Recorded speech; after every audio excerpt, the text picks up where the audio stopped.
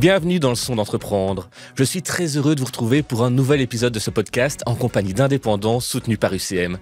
Alors aujourd'hui, vous l'avez peut-être marqué, mais j'ai une petite nouveauté à partager avec vous. On est dans un nouveau studio, ici, au siège d'UCM à Vierde, et autant vous dire que ça fait très plaisir. Mais entrons directement dans le vif du sujet.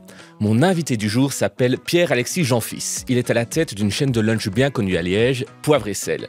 Si ce nom ne vous dit rien, comme moi à la base, demandez à quelqu'un de liégeois. Pour certains, c'est une véritable institution. Ou, encore mieux, vous restez avec nous. On vous raconte tout dans ce nouvel épisode du Son d'entreprendre qui commence dès maintenant. Bonjour Pierre-Alexis, comment vas-tu ? Ça va très bien, merci de m'accueillir, c'est un plaisir, très beau studio. Merci. Très content de l'inaugurer en tout cas. Bah oui, t'as de la chance. Oui, tout à fait. Alors dis-moi, première question pour toi. T'es plutôt poivré, plutôt salé ou plutôt les deux ? Plutôt les deux, ça se voit déjà voilà, aux cheveux. Mais je dirais plutôt salé, si tu me demandais, ouais, plutôt salé. Si tu devais présenter Poivre et Sel justement en quelques mots ou en quelques phrases, tu ferais comment ? Alors, Poivre et Sel, je vais dire que c'est une sandwicherie qu'on dit premium. En fait, on fait tout ce qui est sandwich, toast, salade, wrap. On a un service à emporter, un service en salle et aussi un service traiteur. On est une franchise, donc on a 12 points de vente, bientôt 13. On ouvre ici un petit peu plus loin prochainement. Donc voilà, on est ouvert uniquement le temps de midi. Donc vraiment pour la pause lunch, pour les gens qui travaillent. Et ceux qui ne travaillent pas aussi, bien évidemment, sont les bienvenus. Mais voilà, ça c'est vraiment le descriptif de Poivre et Sel. Vraiment faire un sandwich de qualité, une salade de qualité, quelque chose qu'on peut venir manger rapidement, mais de manière saine et conviviale. Et c'est quoi l'histoire de Poivre et Sel ? Parce que si je ne me trompe pas, c'est une boîte, enfin, ce sont des franchisés qui ont déjà plus de 20 ans. Tout à fait. Poivre et Sel, ça a été créé en 2004 par un couple qui s'appelle Thierry et Alexandra. À la base, j'ai au Club Med, donc vraiment une vie complètement rien à voir. Puis ils ont décidé de revenir en Belgique. Pour la vie de famille, tout simplement. Ils ont ouvert un premier point de vente près des Guillemins, place de Broncard. Ils ont vu que ça marchait bien.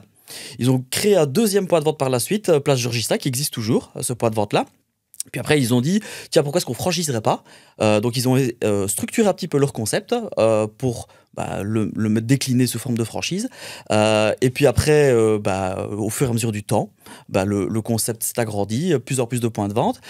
Même moi, j'ai été franchisé. Moi, je suis arrivé en 2014 dans l'aventure Poivre et Sel. J'ai eu mon premier point de vente à Saint-Georges-sur-Meuse. Et puis en 2017, j'ai ouvert un deuxième point de vente à Warem. En 2023, je vais discuter avec Thierry justement. Et je lui dis, écoute, j'aimerais peut-être bien avoir un troisième point de vente. Mais aussi, j'ai envie de savoir avec qui je travaille parce que tu vas avoir 60 ans. Est-ce que tu te projettes encore dans la société pour des années ? Vu que c'est des contrats de franchise de 9 ans, donc on se projette quand même sur une longue date. Et il me dit, écoute, dans quelques années, j'aurais peut-être remis la société. Voilà, j'ai encore l'énergie là pour le moment, mais à voir comment ça évoluera dans le futur. Puis je lui dis, écoute... Si dans quelques années, tu remets la société, pourquoi pas ? Pense à moi. Il a pensé à toi, visiblement. 15 jours après, il m'appelait. Rapide. Ouais, rapide. J'avais mis vraiment un petit gras dans sa tête. Et puis, on s'est rapidement mis d'accord. Et puis, 6 mois après, j'ai pris la barre de Poivre et Sel. Donc, je suis passé de franchisé à franchiseur depuis le 1er janvier 2024. Et donc, voilà, maintenant, l'objectif, c'est d'un petit peu développer l'enseigne, d'aller un petit peu partout en Wallonie. Ça, c'est l'objectif futur. On parle beaucoup de franchiseurs et de franchisés. Je crois que ce serait pas mal de faire un petit rappel. Ouais. Être franchisé, ça veut dire quoi concrètement ? Alors, franchisé, donc ça veut dire qu'on est indépendant. Tout à fait indépendant, on gère son recrutement de son personnel, la gestion quotidienne de son point de vente, mais on a une marche à suivre. Donc ça veut dire que le franchiseur, ce que je suis, décide des recettes, de la manière de procéder, des négociations fournisseurs, de ce genre de choses, et le franchisé, lui, suit la ligne directrice de ceci pour lui avoir la facilité dans son quotidien de ne pas devoir se tracasser à calculer des marges, à négocier avec des fournisseurs. Il doit se consacrer uniquement à son point de vente, à ses clients et à ses salariés. C'est une forme un peu de simplicité aussi d'entrepreneuriat au jour d'aujourd'hui où on ne sait pas trop des fois par où commencer. Là, nous, on donne une marche à suivre. Et ce qui a beaucoup plus de facilité aussi pour le candidat franchisé, quand il est dans son point de vente, il a juste à se consacrer à son point de vente, quoi. Tu sais quoi avant de te lancer chez Poivre et Sel ? Alors, j'ai... Tout d'abord, en sortant des études, j'étais DJ. Ah oui. Je suis toujours un peu DJ aujourd'hui, même que je le fais plus comme à l'époque. Et puis après, je me suis un peu aussi assagi avec le temps, forcément.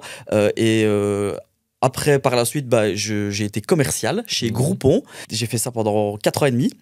Et puis après, j'allais souvent manger avec mes collègues, en fait, à la base, chez Poivre et Sel. D'où le fait que j'ai envoyé un mail et je me suis dit, tiens, pourquoi pas ouvrir mon Poivre et Sel. Et c'est comme ça que c'est arrivé, en fait, tout naturellement, parce que j'allais tout simplement manger chez Poivre et Sel. Et je me suis dit, tiens, c'est un truc qui m'intéresserait. Et puis voilà. Et c'était ton premier contact avec l'entrepreneuriat? Oui, tout à fait. Bon, si ce n'est être DJ où j'étais tout seul, entre guillemets, voilà, dans ma bulle. Mais oui, c'était, sinon, mis à part ça, mon premier contact avec l'entrepreneuriat, quoi. Donc, Et qu'est-ce qui t'a décidé de franchir le pas? En fait, je pense que j'ai toujours eu cette envie d'entreprendre depuis toujours. Comment mon papa aussi avait une entreprise de chauffage de sanitaire. Je pense que j'ai toujours un peu baigné là-dedans. Donc j'ai toujours eu envie, même ado, etc., de faire des choses. J'organisais des soirées. Voilà, j'aimais bien de faire des choses, d'entreprendre.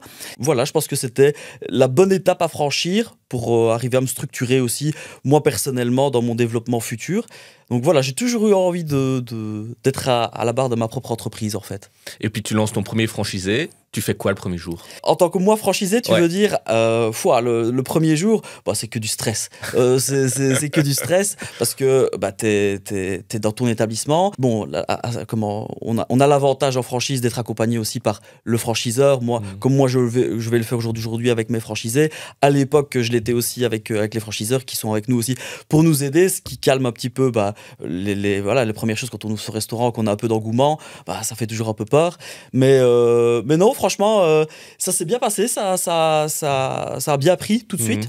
Donc on n'a pas eu de problème en soi. Mais ouais, beaucoup de stress forcément. En plus, j'avais 25 ans, donc ah ouais, t'étais voilà, jeune. j'avais pas le même recul. Tu l'es toujours, hein, mais... Ouais. Oui, les cheveux en moins, mais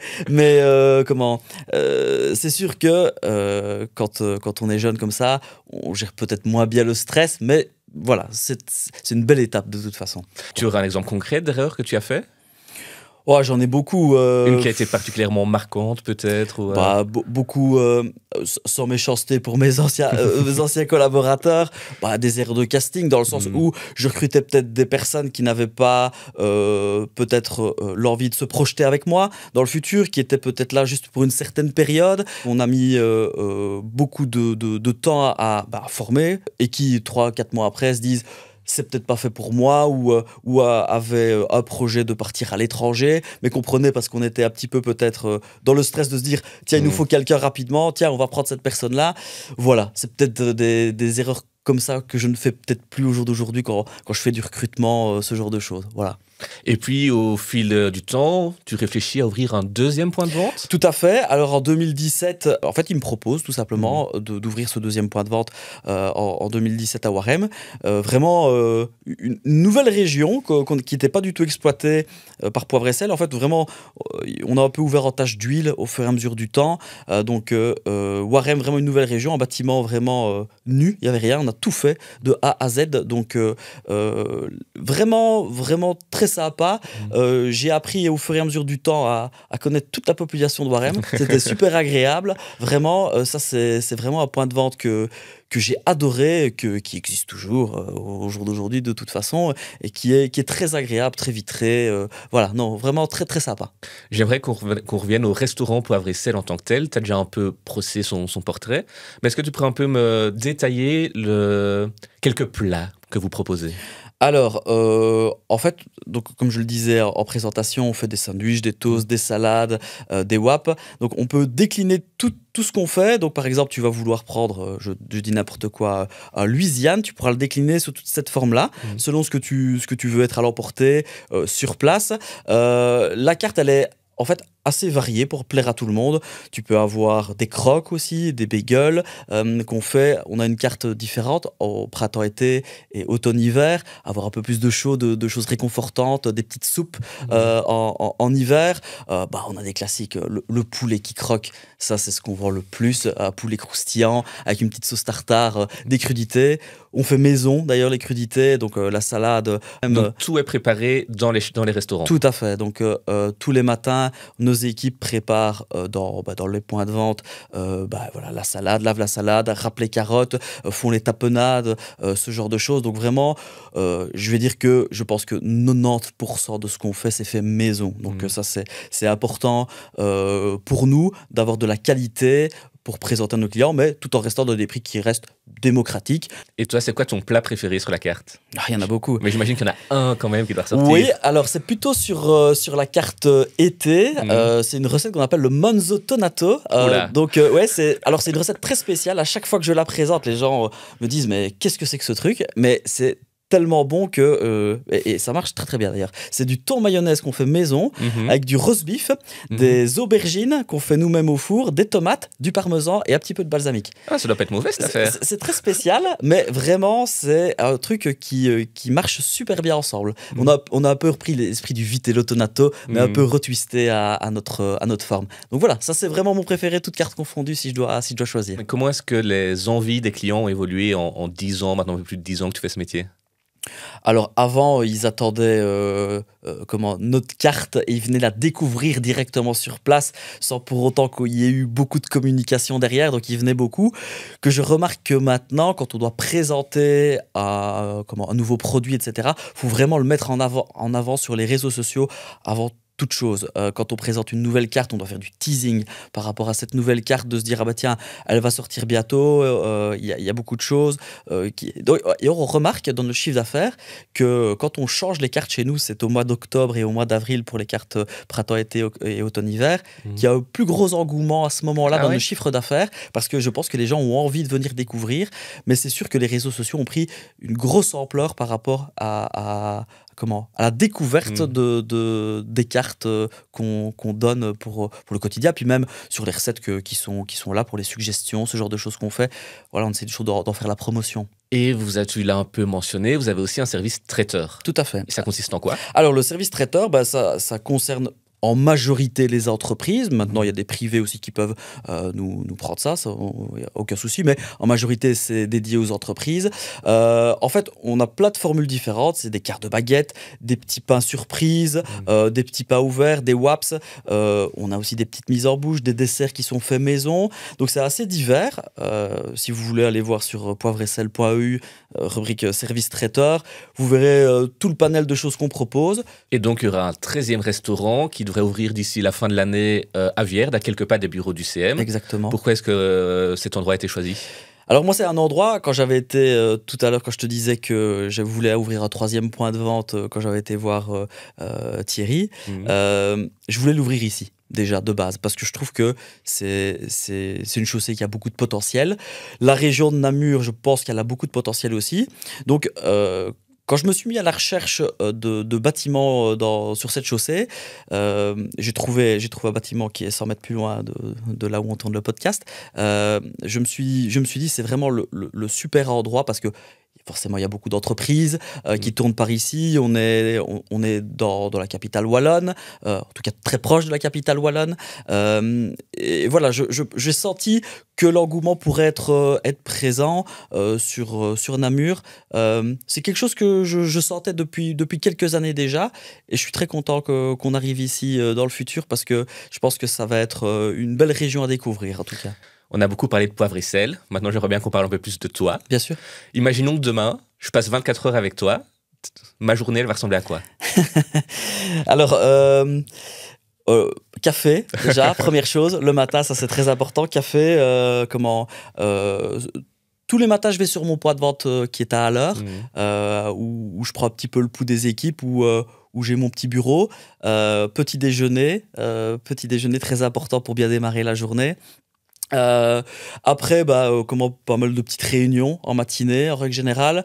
Le midi, ça dépend. Soit je peux être très bien sur mon point de vente à faire même le service, ou ailleurs, en rendez-vous, dans un de mes points de vente. Tu tires encore du plaisir à servir? Ouais. Je pense que il faut pas prendre des périodes trop chargées, parce que là, c'est compliqué quand j'ai énormément de choses à gauche, à droite. Là, je prends moins de plaisir parce que j'ai la tête ailleurs.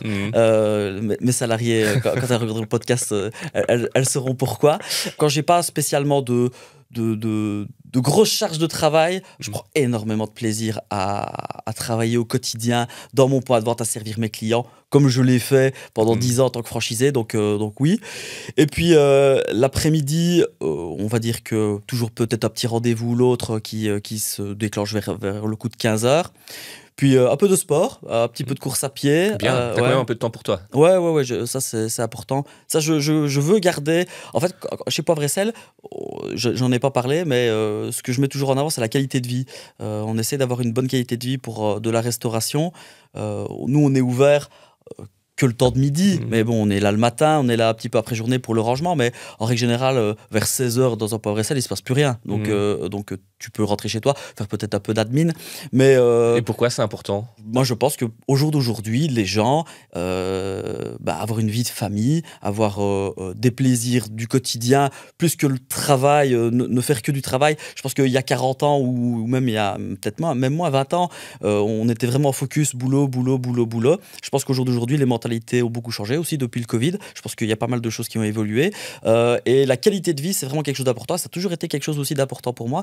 Donc, j'essaie toujours de me garder en fin de journée un petit moment pour moi, pour faire du sport, voilà, cuisiner, et puis voilà, puis avoir sa petite soirée, voir des amis, toujours très important, voilà. C'est quoi la partie de ton travail que tu préfères? Je me rends compte au fur et à mesure du temps, depuis 1 an que je fais de la communication sur les réseaux sociaux, voilà, les podcasts, ce genre de choses. J'aime bien en fait de parler de ce que je fais, de mon quotidien, de présenter Poivre et Sel à gauche, à droite. J'aime bien cet aspect communication, même avec les fournisseurs, la négociation. Ça, c'est quelque chose qui me plaît beaucoup, d'arriver à avoir peut-être de rien dans une négociation, arriver à faire quelque chose de top pour mes franchisés. Qu'ils arrivent à avoir quelque chose qui soit bien négocié derrière. Ça donne beaucoup de fierté dans son travail, de se dire que d'un problème, on est arrivé avec des solutions qui facilitent le quotidien, de 12 points de vente au quotidien. Ça, c'est des choses chouettes. Et la partie que tu aimes le moins? La partie que j'aime le moins... ça, c'est une bonne question parce qu'il y a beaucoup de choses que j'aime dans mon métier. Le recrutement de personnel, j'ai toujours trouvé ça... compliqué? Pas compliqué, mais dans le sens où tu dois recevoir quelqu'un qui est très mal à l'aise face de toi. Tu dois essayer de comprendre comment cette personne veut évoluer chez toi, ce genre de choses. J'ai toujours trouvé ça très formel, en fait. J'aime bien que ça soit un peu détendu, mais c'est compliqué d'avoir quelqu'un de détendu en face de toi, en fait. Est-ce que tu aurais une anecdote à partager sur ton travail? J'en ai une, mais comment? Je sais pas si j'oserais la raconter. Mais oui. On est entre nous. Ouais. Alors, dans mon point de vente de l'époque à Warem, en 2017, vraiment, je venais d'ouvrir depuis 3-4 mois. Ça va faire peur, ce que je dis. Ça va vraiment faire peur. Je sais pas si je vais le raconter, mais allez, je vais aller au bout. Je suis dans mon service. Puis, en fait, on avait fait un concours pour gagner un repas, etc. Donc, une dame avait gagné un repas pour 4 personnes. Donc, elle vient manger avec ses enfants. Ils sont assis, on est un mercredi à midi. Et puis à un moment donné, je vois des policiers qui sont au comptoir. Et je vois qu'ils regardent assistement vers ces personnes-là. Enfin, soit ils partent. Et puis, une demi-heure après, ils reviennent à 4 et ils vont près de la table. Et je comprends pas ce qui se passe. Et parce que je vois que le ton commence un peu à monter. Et en fait, cette personne était recherchée. Oh punaise. Et là, on se dit, ça fait peur. Mais donc, il s'est pas laissé faire. C'est ça le pire. Donc, ils sont sortis. Et donc, le gars s'est pas laissé faire. Il a dû être menotté devant le point de vente. Ah ouais. C'était vraiment un truc il y avait lunaire. d'autres clients, j'imagine qu'il y avait d'autres clients. C'était plein. Tous les clients étaient debout, comme ça, en train de regarder ce qui se passait devant. Ah, mais quelle horreur. Ah ouais, c'était un truc lunaire. Et au final, donc j'ai demandé aux policiers quelques jours après... Pas de communication, on ne communique pas. Et je n'ai jamais su ce qui s'est passé. Mais c'est vraiment un truc, je pense que je peux prendre toutes les personnes qui étaient là ce jour-là, ils se sont tous dit, mais qu'est-ce qui se passe? Donc c'est ça que je dis, ça fait un peu peur de se dire des fois, on donne à manger à quelqu'un qui est recherché, on se croyait dans Prison Break, quoi, tu vois. C'est quoi le plus beau compliment qu'un client t'ait fait? Oh, sur mon service, certainement que mon service était était sympathique, que les gens revenaient parce que j'étais sympathique et forcément qu'ils mangeaient bien aussi. Mais ouais, je pense que c'est ça, le fait de bien les servir de manière qualitative. Ça fait toujours plaisir quand ils laissent un petit pourboire derrière parce qu'ils ont été bien servis avec le sourire. Je pense que ça fait toujours... C'est des petites bêtises du quotidien, mais qui nous nourrissent et qui fait que c'est agréable. Ouais, je pense que c'est ça. Et toi, personnellement, c'est quoi ta plus grande fierté par rapport soit à Poivre et Sel, soit par rapport à ton parcours? Bah, je pense que le fait d'être arrivé de rien, parce que j'ai pas fait d'études supérieures, moi je suis un peu autodidacte, d'être arrivé à racheter une société quand même comme Poivre et Sel, qui est quand même bien connue en région liégeoise. Je pense que ça, c'est une fierté personnelle de me dire que j'ai pu arriver à ce niveau-là et d'essayer maintenant à mon niveau de la développer un petit peu sur la Wallonie. Ça, je suis quand même assez fier d'être arrivé à être ce que je suis au jour d'aujourd'hui. Voilà. Donc, quand tu étais enfant, tu aurais imaginé que tu ferais ce que tu fais aujourd'hui? Absolument pas. Tu voulais faire quoi? J'avais pas vraiment de rêve précis, de me dire tiens, je veux être pompier, policier, comme des enfants peuvent se dire. J'avais pas vraiment de rêve. Comme je t'ai dit tout à l'heure, j'avais envie d'entreprendre. Je ne savais pas de quelle manière. Donc vraiment, l'Horeca, à la base, je t'aurais dit... pas du tout un truc pour moi. Tu m'aurais dit quand j'avais 20 ans que j'allais faire de l'Horeca, je t'aurais dit de l'Horeca, pourquoi, comment. Et puis voilà, les choses se sont enchaînées, voilà, les choses de la vie, tout simplement. Une bonne opportunité au bon moment, on pousse les bonnes portes, voilà. Donc voilà, j'aurais jamais imaginé arriver à ce rôle que j'ai au jour d'aujourd'hui, mais j'en suis très content. Aujourd'hui, c'est quoi qui te passionne le plus dans ton boulot? Vraiment quelque chose qui te motive? Oui, alors quelque chose qui me motive au quotidien, c'est de faire évoluer mes équipes en interne. En fait, j'ai pas mal de salariés qui me suivent depuis toujours, que j'ai repris avec moi. De voir leur évolution depuis le premier jour. Ils ont commencé peut-être comme simple ouvrier. Je prends par exemple le rôle de mon assistante qui a commencé comme ouvrière avec moi à Warem, qui est maintenant mon assistante, qui gère pas mal de choses dans la franchise, que je pense que j'ai fait évoluer aussi parce qu'elle le méritait.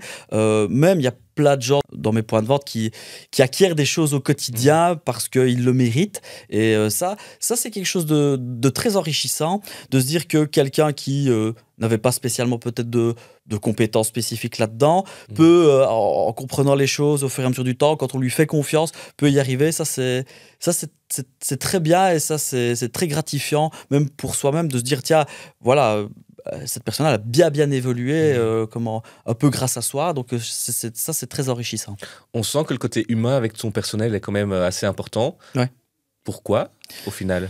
Parce que je pense que je suis comme ça. Voilà, moi j'aime que les choses soient simples, sans chichi. J'aime bien qu'on puisse discuter de manière, voilà. On peut même avec n'importe quel membre de mon personnel, parler d'un problème qu'on a eu hier ou d'une petite anecdote du week-end. Ça fait partie intégrante du boulot.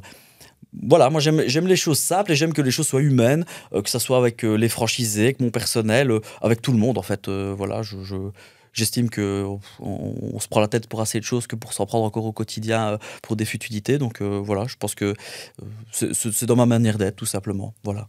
Si tu devais comparer ton parcours à un film ou une chanson, ce serait quoi? Déjà, je regarde très peu de films. Ah ouais? Ouais, je suis pas T'as pas très... le temps ou t'es juste pas... Non, c'est juste que je suis pas très film. Okay. En fait, je discutais justement de ça hier. Je regarde de temps en temps des séries. J'ai recommencé Prison Break, justement. Ouais. Je regarde un peu des séries comme ça de temps en temps.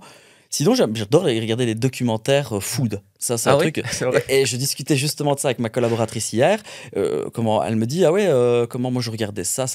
Et je dis, attends, tu t'es pas prête pour ce que je vais te dire, ce que j'ai regardé hier. J'ai regardé comment on faisait les dim sum au Vietnam sur France 5. Mais je suis passionné de la restauration, en fait. Ouais, j'adore ça. Donc, je passerai plus mon temps à regarder des trucs alimentaires qu'autre chose. Je suis passionné de ça. Maintenant, pour revenir à ta question... De me dire un film, c'est compliqué. Est-ce que tu t'inspires de ce que tu vois dans les documentaires pour élaborer des menus Poivre et sel. Ouais, ça T'aurais un m'arrive. exemple Documentaire, je ne sais pas, mais en tout cas, de reportages que je vois même peut-être sur Facebook, ce genre de choses. Il y a beaucoup de choses que même, je suis un blogueur parisien qui fait des sandwichs incroyables, qui s'appelle Moïse Fez, qui a une... qui a pas mal de restaurants, il a des coffee bars, etc. Un mec très inspirant, je trouve. J'ai déjà un petit peu discuté avec sur les réseaux. Gars très sympathique. Allez voir. En fait, c'est champion du monde de lobster roll. Donc le mec, il fait des lobster roll et il a été champion du monde en 2017 de lobster roll. Pas mal. J'ai déjà essayé de le mettre en place, mais pour avoir un produit de qualité à un prix abordable, c'est compliqué. C'est quoi la demande la plus improbable que tu aurais reçue un jour d'un client ou d'une cliente? Oh, j'en reçois tous les jours. Souvent, par exemple, ils vont donner une base d'une salade César. Mais alors, je voudrais une salade César sans poulet, sans vinaigrette ciboulette, sans anchois, sans parmesan, sans œufs. Mais alors, est-ce que vous pourriez me mettre des scampi, de la sauce thaï, vinaigre balsamique? Ben, c'est plus une salade César, monsieur. Mais ça, des trucs comme ça. Et tu leur fais? Bah oui, on leur fait, bien sûr, on leur fait, le client est roi, mais ouais, des trucs comme ça, j'en ai quand même régulièrement. Des gens qui changent tout, mais qui donnent une base, mais qui n'a rien à voir avec ce qu'ils vont avoir au final. Est-ce que tes proches viennent manger chez Poivre et Sel? Ouais, mais ça, très souvent. Mes parents sont mes premiers supporters. Ma maman vient manger, je pense, 3 fois semaine au Poivre et Sel. C'est mignon. Ouais, mais vraiment. Et en plus, elle habite pas tout près. Elle habite à 45 minutes de mon point de vente, donc elle fait vraiment. Elle t'aime beaucoup. Ouais, je pense. Elle aime beaucoup ce que tu proposes à manger. Bon, les deux, je pense que c'est les deux. Mon papa aussi vient une fois par semaine avec ma maman. Beaucoup d'amis aussi qui passent. Bon, après, je suis pas tous les jours sur mon point de vente, mais oui, franchement, ça, ma famille beaucoup vient manger depuis toujours. Ça, depuis toujours. Ils sont mes premiers supporters. C'est quoi la plus grande qualité qu'il faut pour être entrepreneur, selon toi? La résistance au stress. En fait, vraiment, c'est des montagnes russes, être entrepreneur. Donc, au quotidien, c'est avoir une bonne résistance au stress. Je pense que ça, c'est vraiment la chose la plus importante. C'est ça. Et comment tu fais, toi, du coup, pour gérer ce stress? Ça faudra demander à mon épouse. Voilà, je pense que j'ai plein de soupapes de décompression, le sport, en parler. En fait, je pense qu'au fur et à mesure du temps, on apprend aussi de ses erreurs derrière et à gérer son stress. Il y a des choses qui, à 25 ans, ça m'aurait semblé une montagne, où maintenant, je relativise beaucoup plus. J'essaie d'être beaucoup plus calme. Je veux dire, la communication, parler, et le sport, je pense que c'est 2 bonnes soupapes de décompression. Est-ce qu'il y a un conseil que tu aurais aimé qu'on te donne avant que tu te lances? Un conseil, c'est de toujours rester à l'écoute des opportunités qu'on peut avoir, de ne pas se donner un plan de carrière type, parce qu'on ne sait jamais ce qui peut arriver demain, de se laisser... de se donner des objectifs, ça c'est important, de se donner des objectifs, mais de ne pas pour autant être uniquement ciblé là-dessus, parce qu'on ne sait pas ce qui peut arriver demain, les opportunités. La vie est faite d'opportunités. Faut saisir les opportunités quand elles se présentent à nous, pas trop y réfléchir. Il faut réfléchir, faut réfléchir un minimum à une opportunité quand elle s'offre à nous, mais pas trop, parce que quand on réfléchit trop, après, je pense qu'on fait pas. Si tu pouvais parler à ton toi d'il y a 10 ans, qui allait se lancer, tu lui dirais quoi? Ou qui venait de se lancer? Vas-y, fonce. Voilà, c'est ce que je lui dirais. Vas-y, fonce, parce que je suis heureux, épanoui au jour d'aujourd'hui. Et voilà, là où il y avait des doutes, peut-être, aujourd'hui, je lui dirais, voilà, trace, vas-y, ne chipote pas, ne tergiverse pas trop, fonce. Forcément, des erreurs, j'en ai fait des dizaines. Tout le monde en fait. Voilà, j'en ai fait des dizaines, mais ça nous donne des leçons extraordinaires pour la suite et qui m'aident encore au jour d'aujourd'hui. Donc ça, c'est vraiment des choses très, très importantes. Quand on fait des petites erreurs, je sais pas, en recrutement, dans son personnel, en gestion, ça, c'est sûr que c'est des choses qui nous marquent et qui sont intéressantes à savoir pour le futur. On va rester là-dessus. Merci Pierre-Alexis de nous avoir partagé ton beau parcours. Avec plaisir, merci beaucoup. En tout cas, moi, ça m'a donné faim. Ah bah voilà. Il est encore tôt, mais j'ai envie de manger. Voilà, mais on t'attend début décembre ici à Vierde pour déguster commander un sandwich, un toast, une salade. Voilà, je serais heureux de te servir si jamais. Mais franchement, avec grand plaisir. Merci. Et nous, on se retrouve dans un mois pour un nouvel épisode de ce podcast. En attendant, n'hésitez pas à aller réécouter les anciens épisodes et à vous abonner. À très vite.